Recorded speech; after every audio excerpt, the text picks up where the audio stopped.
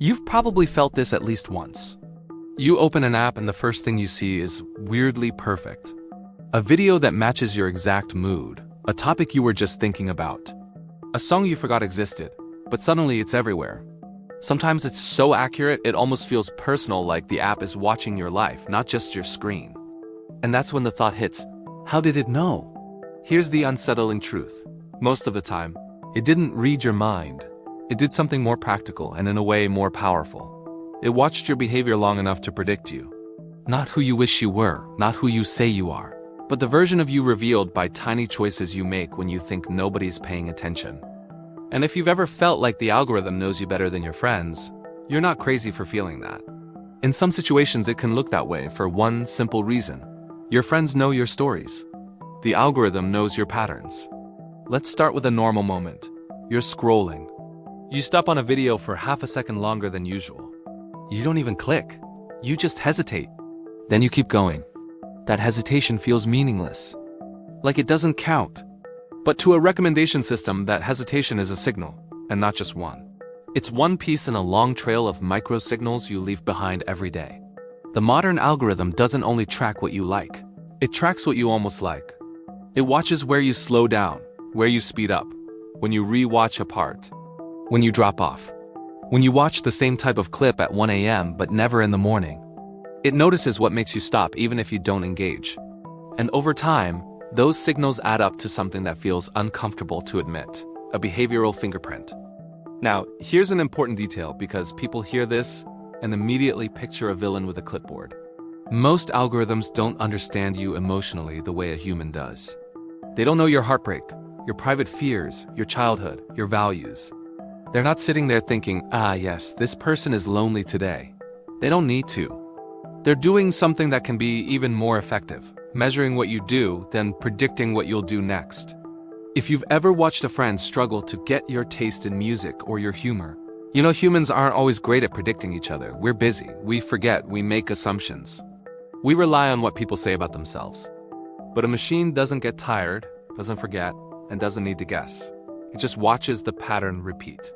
The first open secret of the algorithm is that it's not obsessed with your identity, it's obsessed with your next move. Recommendation systems are built around one question. What should we show you next that you'll stay with? That's it. And to answer that question, the system doesn't need to know your deepest thoughts. It just needs enough examples of your behavior to calculate probabilities. If you usually stop for a certain style of video, certain pacing, certain tone, certain music, certain emotional vibe, it learns that. If you tend to engage with content that triggers outrage, it learns that too. If you watch calm, slow videos late at night, it learns that. If you rewatch the same kind of explainers or mystery reveals, it learns that, and it doesn't learn it once. It keeps learning constantly. Because you are not the same person at 9 a.m. that you are at 1 a.m. You don't want the same thing after a good day that you want after a bad one. Your attention changes with your energy, your stress, your boredom, your curiosity. The system adapts because you adapt. So how does it get so accurate? The answer isn't one magic trick, it's scale. You're not being predicted in isolation. You're being predicted as part of a giant pattern network. The system has seen millions, sometimes billions of people do similar things. It knows that people who watch one type of video often watch another type right after. It knows that certain topics cluster together in the human brain. It knows that certain emotional states tend to lead to certain content choices. It knows that people who binge one kind of story often fall into another category next. And the algorithm doesn't need to understand why. It just needs to know the relationship exists. Think of it like this. Imagine you walked into a bookstore and a librarian followed you around quietly for a month. They watched which shelves you lingered at, which books you picked up and put down, which covers made you pause, which pages you flipped to first, which sections you always returned to when you were tired. Eventually, that librarian could make some shockingly accurate recommendations. Not because they can read your mind, but because they observed your behavior closely. Now multiply that librarian by 1,000,000 and give them perfect memory and instant math. That's closer to what we're dealing with. But here's where it gets really interesting. The algorithm doesn't just learn what you like, it learns what holds you. And holding attention is different from pleasing you. You might say you enjoy positive, uplifting content, But your behavior might show you stay longer on controversy. You might think you prefer long, thoughtful videos, but your watch time might reveal you switch more often than you realize. This is the uncomfortable part. Humans are not always honest with themselves about their habits. Not because we're liars, but because attention is automatic. We don't always notice what we're drawn to. The algorithm notices because it's built to measure, not to judge. And that's why it can sometimes feel like it knows you better than people close to you. Your friends see you in certain contexts. They see you at work, at dinner, in conversation. They see the version of you that performs a social self. But the algorithm sees the private version of you. The late-night choices, the repetitive patterns, the moments you don't announce. It sees what you do when you're bored, when you're anxious, when you're procrastinating, when you're avoiding something. That doesn't mean it understands your soul. It means it has more data about your habits than most humans could ever collect. Now, at this point, most people split into two reactions. One reaction is fear. This is creepy. I'm being watched. The other reaction is dismissal. So what? It's just showing me videos. Both reactions are understandable, but both miss the deeper impact. Because recommendation systems don't just predict your attention. Over time, they shape it. They don't merely reflect who you are, they participate in who you become. Here's the second open secret. Algorithms are not simply mirrors. They're mirrors that nudge. You watch something, the system shows you more like it. You watch that, it shows you even more like it. Over time, your feed becomes a loop. The technical name is a feedback loop, but you don't need technical language to feel it. You've lived it. One day you watch one video about a niche topic, and suddenly your entire feed is that niche. Or you watch one clip that makes you angry, and now your feed is full of things that push the same emotional button. It can feel like the world is made of that topic now. Like everyone is talking about it. But sometimes it's not everyone. Sometimes it's just your feed. This is where people start to misunderstand reality. Because two people can use the same platform and live in completely different information worlds. Same app, same internet, same country. And yet their feeds are like two separate planets. One person sees calm productivity content. Another sees nonstop conflict. One sees comedy and animals. Another sees fear and outrage. One person feels like society is improving. Another feels like everything is collapsing. And both feel like they're simply seeing what's out there. But what they're really seeing is a curated stream shaped by their past behavior. Now, I want to be careful here. This doesn't mean you are helpless. It doesn't mean the algorithm controls your mind like a puppet. The relationship is more subtle. You are choosing what to watch. The algorithm is choosing what to offer. It's a conversation. But it's not an equal conversation because one side has perfect memory, instant personalization, and the ability to test what works on you thousands of times. The system runs tiny experiments constantly. Not with lab coats and clipboards, but with variations in content. It tries something. It measures your response. It tries another. It learns which version keeps you there. And in that process, it becomes incredibly good at predicting your next click. This is where the phrase, knows you better than your friends, becomes more understandable. Friends understand you in a human way. They understand your story, your personality, your values. But the algorithm can be better at one narrow task, predicting your behavior on the platform. It can predict what you will watch next with high accuracy because that's what it was built to do, and it has the data to do it. Still, there's a twist that most people don't expect. The algorithm's knowledge of you isn't actually personal in the way we imagine. It's statistical. It doesn't know you as a unique soul. It knows you as a cluster of patterns. It recognizes you as someone who behaves like these thousands of other people in these ways. That sounds less creepy until you realize what it implies.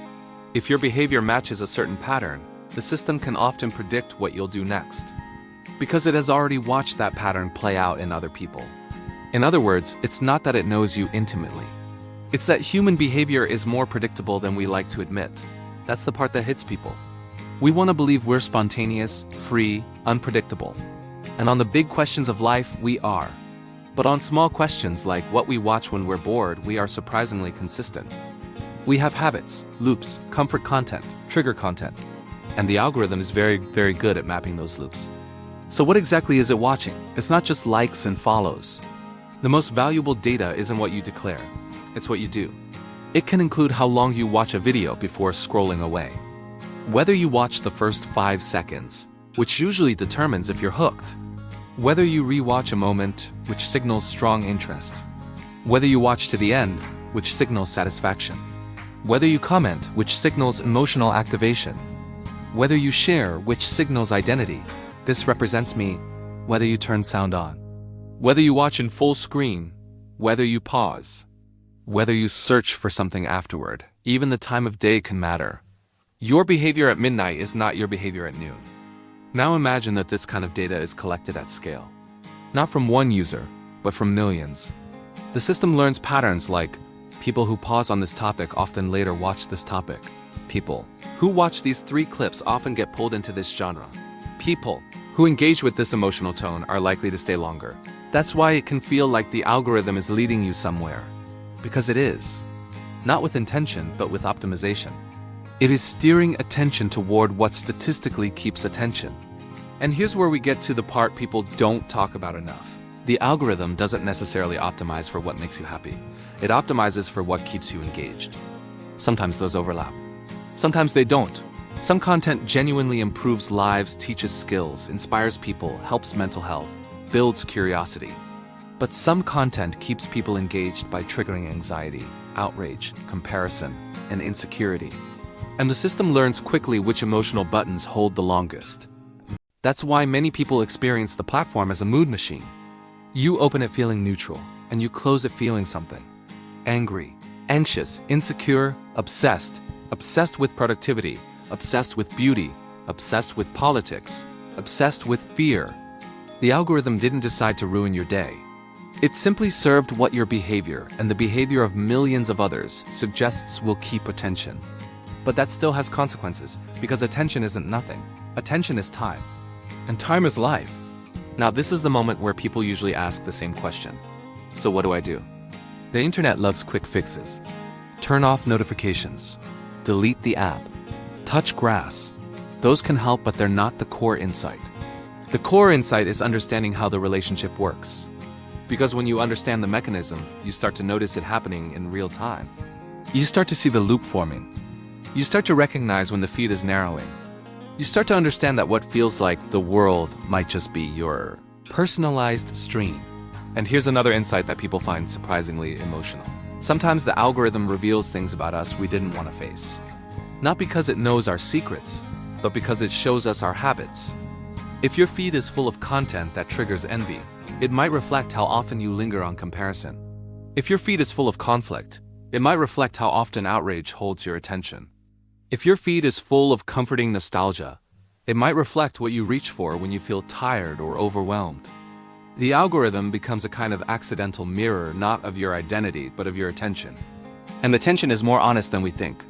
You can tell people you're not interested in something. You can tell yourself you're above it, but if your eyes stop there every time, your attention tells a different story. The algorithm listens to that story. This is why the line, "it knows you better than your friends," is both true and false. It's false because it doesn't know your heart. It doesn't know your intentions. It doesn't know your values. It doesn't know the reasons behind your choices. But it can be true in a narrower way. It can know your patterns better than most people do, because most people don't watch you in silence for thousands of micro moments. The algorithm does. Now here's the final twist, and it's the most useful one if you want to feel less helpless. The algorithm is powerful, but it's also simple in one way. It follows the path you reinforce. It learns from what you feed it. That doesn't mean it's easy to change overnight, because habits are stubborn. But it does mean your attention is not just being predicted. It is also being trained. If you keep reinforcing certain loops, the system tightens them. If you stop reinforcing them, the system eventually loosens them. The platform is a living reflection of repeated behavior. And that leads to one of the most quietly profound ideas in modern life. Your feed is not just entertainment. It's an environment. And environments shape people. If you spend hours every week inside an environment that constantly triggers fear, outrage, and comparison, you will slowly start thinking in those emotions. If you spend hours inside an environment that rewards curiosity, learning, and calm focus, you will slowly start thinking in those patterns instead. Not because you're weak, because humans adapt to environments. We always have. So maybe the real question isn't, does the algorithm know you? The real question is, what is it teaching you to become? Because the system is not only predicting your next click, it's influencing what you'll want to click in the future. The feed isn't just showing you content. It's shaping your appetite. If this feels unsettling, you're not alone. But it can also be strangely empowering. Because once you see it, you can't unsee it. You start to notice when a recommendation is pushing you toward a mood. You start to notice when your feed narrows into a single emotional tunnel. You start to notice when you're being pulled not by interest, but by compulsion. And in that moment right there, you regain something important: choice. Algorithms don't truly know who you are. They can't, but they observe your habits with perfect memory. They watch every pause, every rewatch, every late-night spiral, every moment you stop on something you didn't even mean to watch. Over time, those tiny signals form a picture, not of who you think you are, but of the person your actions quietly reveal. And sometimes that version of you can feel more accurate than what you tell your friends, because it's built from behavior, not words. So the next time you open an app and the first thing you see feels almost too perfect, don't assume you're being mind-read. Assume something more human and more real. You're being pattern-read. The system has learned the shape of your attention. And the most valuable thing you can do isn't panic, and it isn't denial. It's awareness. Because the moment you understand the game, you stop feeling like a player who doesn't know the rules. You start recognizing how the feed is built. And once you recognize that, you can begin shaping it one small, quiet choice at a time.